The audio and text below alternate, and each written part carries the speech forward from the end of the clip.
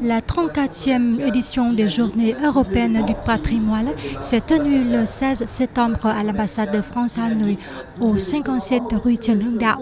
Une opportunité exceptionnelle offerte aux Hanoïens d'admirer l'architecture française dans un lieu doté d'une épaisseur historique et symbolique dans les relations franco-vietnamiennes.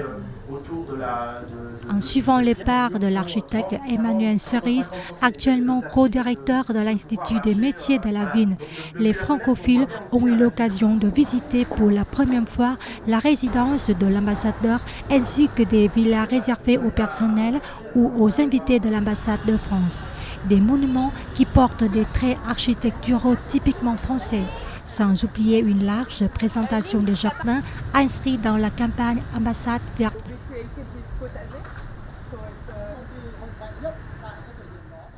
Nous avons voulu ici, au Vietnam, que les bâtiments français, les deux grandes implantations que sont l'ambassade de France à Hanoï et le consulat général à Ho Chi Minh Ville, puissent participer à cette initiative pour permettre à tous les Hanoïens ici et à tous les habitants de Ho Chi Minh Ville à Ho Chi Minh de comprendre comment ces deux bâtiments sont un lien extrêmement fort entre les deux pays.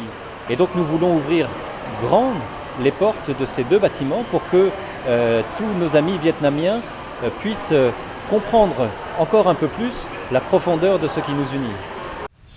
Le même jour, la résidence du consulat général de France à Ho Chi Minh Ville a également ouvert ses portes au public. La résidence de France, magnifique exemple de l'architecture coloniale française au Vietnam de la fin du 19e siècle, se trouve au numéro 6 du boulevard Les Duans.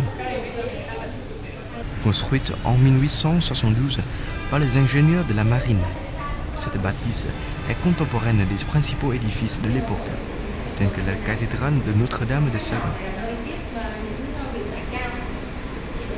À cette occasion, outre les découvertes sur les pièces et les objets de cette résidence, les visiteurs de Ho Chi Minh Ville se sont vus raconter également les activités quotidiennes des consuls généraux. La visite s'est déroulée dans une ambiance très chaleureuse et tous les invités ont espéré pouvoir participer plus souvent à ce genre d'activités à l'avenir.